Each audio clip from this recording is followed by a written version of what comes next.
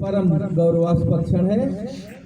जोरदार तालियों से हम लोग स्वागत कर रहे हैं, अभिनंदन कर रहे हैं, वंदन कर रहे हैं। हम निवेदन करते हैं डॉक्टर आशुतोष शुक्ल जी से कि आए और डायरेक्टर साहब का अभिनंदन बैज लगा करके करें।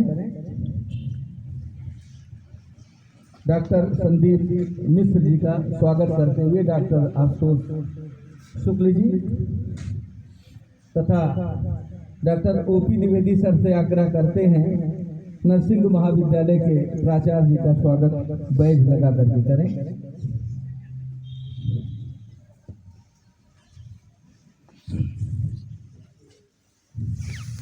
डॉक्टर आत्म प्रकाश त्रिपाठी जी से आग्रह है मंच की तरफ आए तथा पॉलिटेक्निक के डायरेक्टर रमेश सिंह जी का अभिनंदन बैज लगा करके करें।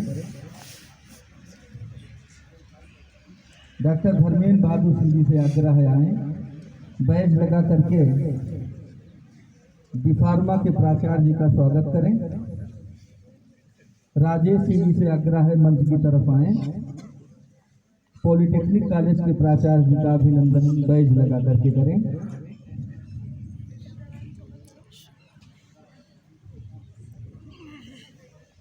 हम आदरणीय डायरेक्टर साहब से निवेदन करते हैं माननीय जी के स्वागत के परिप्रेक्ष्य में दो शब्द कहें।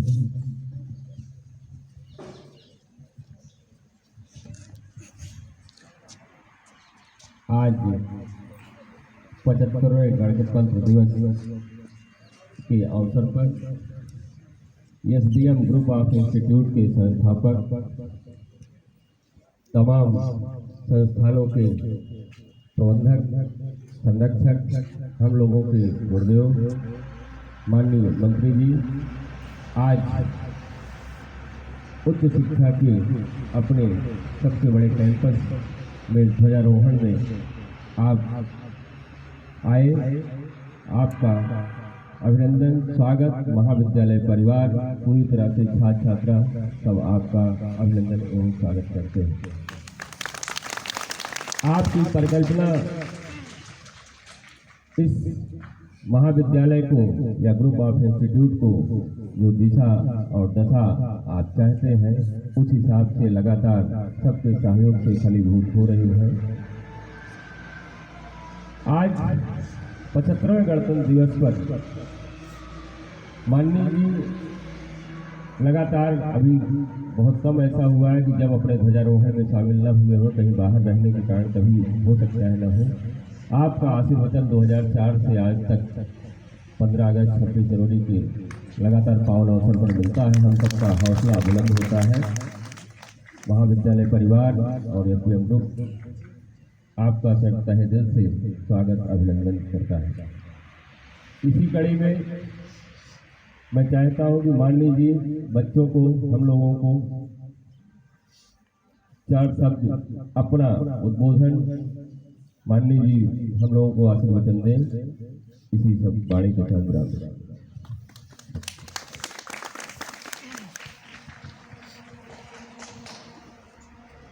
श्री संदीप जी, विभिन्न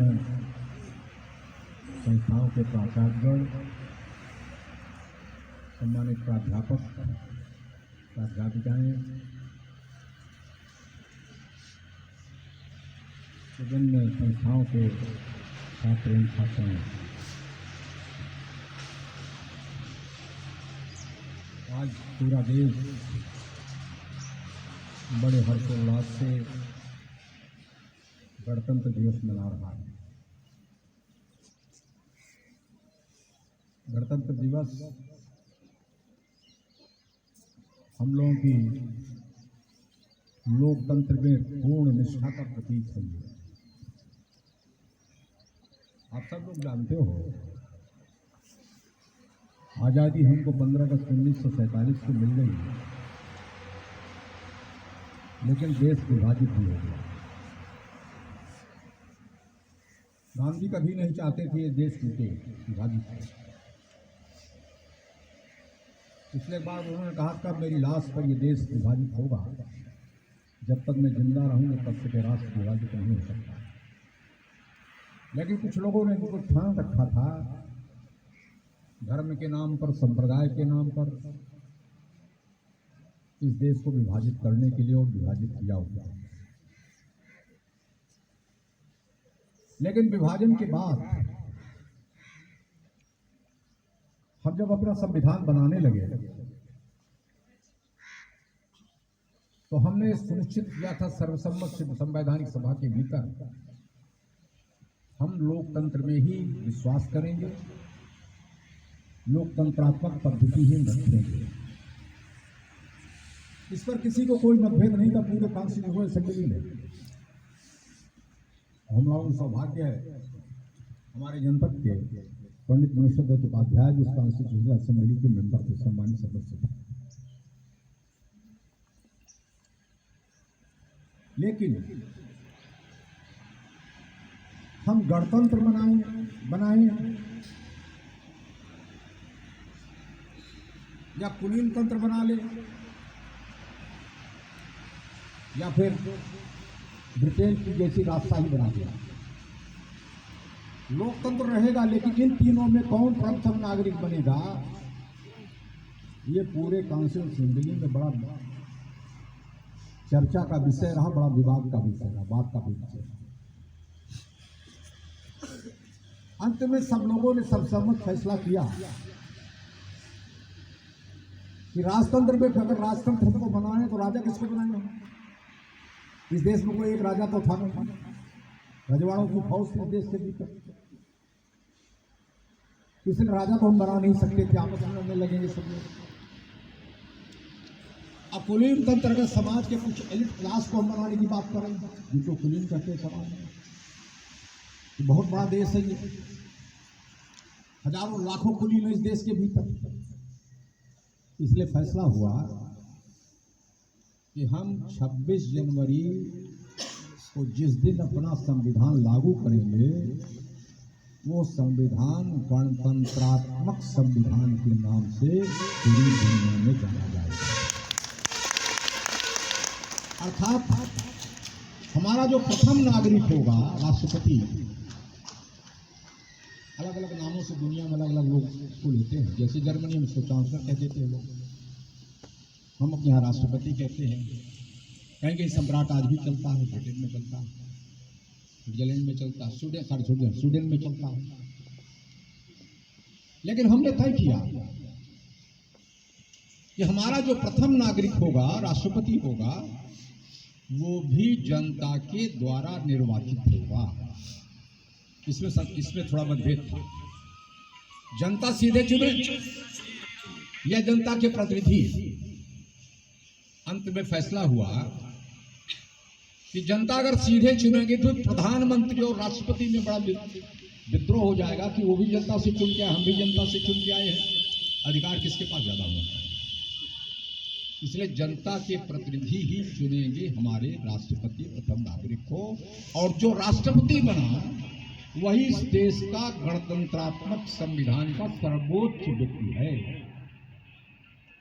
इसलिए हमने कौन सा संविधान बनाया?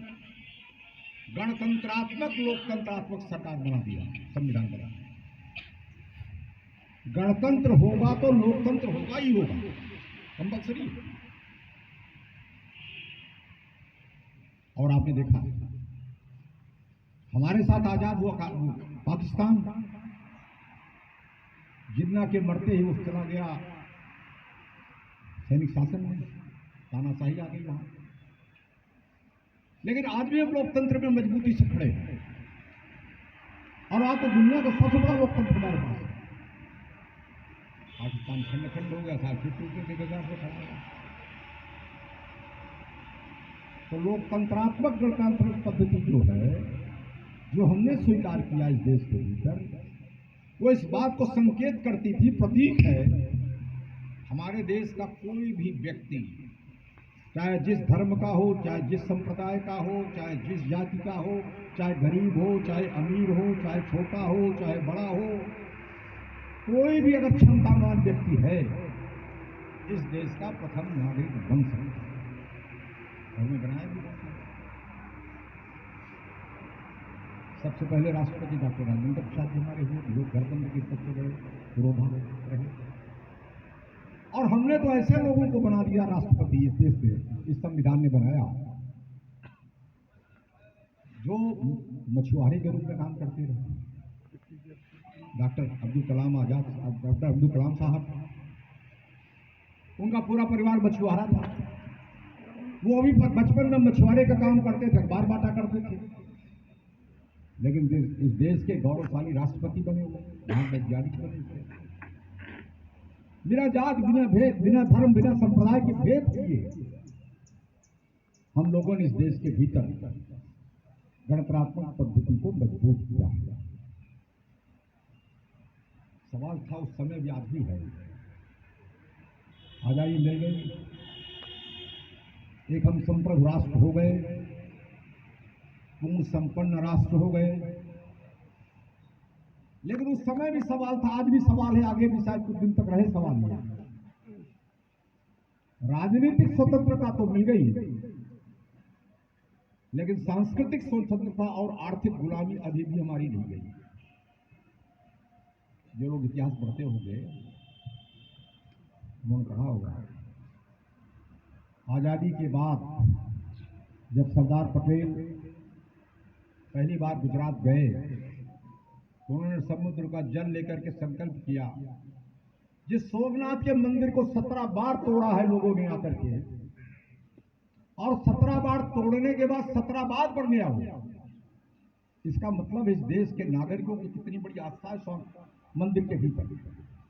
तो हम संकल्प लेते हैं, इस सोमनाथ मंदिर जो सांस्कृतिक पुनरुत्थान का हमारा कारण बनेगा, हम इसको फिर से बनाएंगे। जो लोग थोड़ा पढ़ने लिखने लिख लेते हों, समझते होंगे, पंडित नेहरू ने उसका विरोध किया। पंडित नेहरू ने कहा ये नव हिंदू सांस्कृतिकवाद होगा।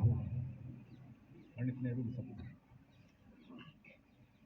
लेकिन डॉक्टर पटेल और सरदार पटेल और प्रोफेसर के एम मुंशी, वो भी गुजरात के,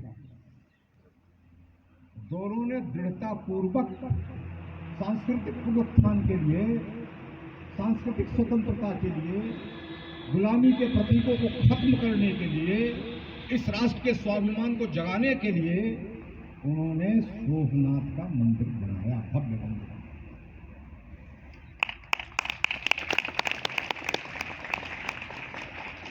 तो शुरुआत थी इस देश के भीतर सांस्कृतिक पुनरुत्थान की, लेकिन किन्हीं कारणों से रुक गया बीच में।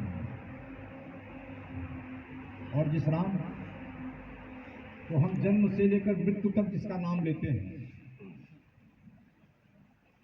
जन्म भी होता है तो राम के साथ मृत्यु भी होती है, प्रयाण भी करते हैं तो राम के साथ करते हैं। उस राम की जन्मस्थली पर एक आक्रांता ने मस्जिद बना रखी है, मंदिर को तोड़ करके। लोगों ने उसको सांप्रदायिक रूप से देने का बात किया, मुसलमान नाराज हो जाएगा, फला इस्लाम वाले नाराज हो जाएंगे, फला देश नाराज हो जाएंगे। लेकिन वो बाबरी मस्जिद भी फटी।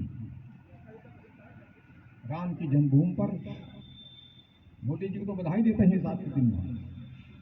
उन्होंने जितनी दृढ़ता का परिचय दिया, जितने स्वाभिमान को जगा करके राम मंदिर का प्राण प्रतिष्ठा की, राम भगवान राम लला की, वो इतिहास के कंधों में दर्ज रहेगा। और सांस्कृतिक व्यवस्था बहुत बड़ा मील का पत्थर स्थापित किया मोदी जी ने। आगे भी जिन लोगों ने हमारे साथ दुर्व्यवहार किया है, हम बदला लेने की बात नहीं करते उनसे, लेकिन अपना व्यवहार तो हम स्थापित करेंगे ही, अपनी संस्कृति तो स्थापित करेंगे ना, अपना स्वरूप तो स्थापित करेंगे हम ना। आज हम सिर्फ आजादी के साथ नहीं जिंदा है, हम प्रगति के रास्ते पर भी चल। आपने देखा दुनिया चांद पर गई, बहुत सारे राष्ट्र गए दुनिया में, 5 राष्ट्र गए, लेकिन सब चांद के दक्षिणी ध्रुव पे गए, हम चांद के उत्तरी ध्रुव पे गए। यहां दुनिया का अकेला हम देश है। जहां किसी दुनिया की जाने की हिम्मत नहीं पड़ती थी, वहां हम गए। अब तो हम सूर्य पर भी पहुंच गए, सूर्यान भी मारा जा रहा है, हम अंतरिक्ष में बड़ी प्रगति कर रहे हैं, हमने अस्त्र शस्त्रों में बड़ी प्रगति की है। आज हम दुनिया में निर्यात कर रहे हैं अपने अस्त्र शस्त्र, बहुत बड़ी बात हमारे लिए। दुनिया हम एक महान राष्ट्र के रूप में ही नहीं, दुनिया को दिशा देने वाले राष्ट्र के रूप में भी विकसित हो रहे हैं आज। और 2000 जो जैसा मिशन है, 2047 तक हम दुनिया की सर्वोच्च विकसित राष्ट्र के रूप में अपने आप को स्थापित कर सके, यही आज संकल्प करनी है। इस राष्ट्र को हम दुनिया का महानतम राष्ट्र बनाएंगे, पूर्ण लोकतांत्रिक राष्ट्र बनाएंगे, सांस्कृतिक पुनरुत्थान पर स्थापित राष्ट्र बनाएंगे, और दुनिया को दिशा देने वाला, ज्ञान देने वाला जो राष्ट्र होगा वो हमारा राष्ट्र होगा, भारत माता होगी। ऐसा राष्ट्र बनाने का संकल्प हम लोग करके चलेंगे आज के गणतंत्र दिवस पर, तभी इस देश को महान बना सकते हैं। मित्रों, हम लोगों ने कभी हमने जीता बहुत। भगवान राम ने बाली को परास्त करके सुग्रीव की सारी सत्ता ले सकते थे, ले लेते। रावण को परास्त किया, श्रीलंका ले सकते थे, लेकिन जीता, पराजित किया, छोड़ दिया। अशोक ने कितना विस्तार किया, चंद्रगुप्त ने कितना विस्तार किया, लेकिन किसी ने अपनी सत्ता स्थापित नहीं की वहां जाकर। हमने स्थापित किया था अपने ज्ञान, अपने सौहार्द को, अपनी सहजीविता को, अपने इंसानियत को, मानवता को यह स्थापित करके दुनिया में अपना साम्राज्य स्थापित हमने किया। इसलिए किसी के मन में कभी संकोच होता हो भारतीय संस्कृति का नाम लेने पर, वो इस बात को बड़ा ख्याल करेंगे, जब दुनिया में इंसानियत कहीं नहीं थी, इंसान कहीं दिखाई नहीं पड़ता था, जितनी दुनिया दिखाई पड़ गया, तब भी हमारे यहाँ वैदिक काल में ये कहा गया कि सर्वे भवन्तु सुखिनः सर्वे सन्तु निरामयाः, सब सुखी हों। ऐसा नहीं सिर्फ हिंदू सुखी हो, सब सुखी हों, पूरी सृष्टि में रहने वाले सब सुखी हों, और सबके अच्छे भविष्य की हम कल्पना करते हैं। ये हमारी संस्कृति है। हमने तलवार के बल पर, बंदूक के बल पर, तोप के बल पर कभी शासन नहीं किया, न साम्राज्य स्थापित किया। हमने ज्ञान के बल पर साम्राज्य स्थापित किया। आज अमेरिका में देख लो आप, 80% ITs के अगर कोई हैं एक्सपर्ट्स, तो हिंदुस्तान के एक्सपर्ट्स हैं। हिंदुस्तान के लोग पूरे अमेरिका के 80% IT उनके मिटकर के कब्जा किए बैठे हैं। हम बढ़ रहे हैं, आगे और मजबूती से बढ़ें और देश अच्छा हो, विकसित हो। इसके लिए हम सब लोग एक अच्छे इंसान बन करके, एक दूसरे के प्रति सौहार्द स्थापित करके, भाईचारा स्थापित करके इस राष्ट्र को महान बनाने का संकल्प लें। जय हिंद, जय हिंद, जय हिंद, जय हिंद, जय हिंद, जय हिंद। हम पुनः पूरे महाविद्यालय परिवार की तरफ से माननीय जी के प्रति कृतज्ञता एवं आभार निवेदित करते हैं, तथा नर्सिंग कॉलेज के जो विद्यार्थी हैं पीछे की तरफ अपना मुड़ेंगे, पंक्तिशः नियत स्थान पर जहां बताया गया है वहां बैठेंगे, कार्यक्रम में प्रतिभाग करेंगे, प्रसाद आदि लेकर के जैसा निर्देश हो उसका अनुपालन करके फिर घर जाएंगे। यहाँ कक्ष क्रमांक 1 B ब्लॉक में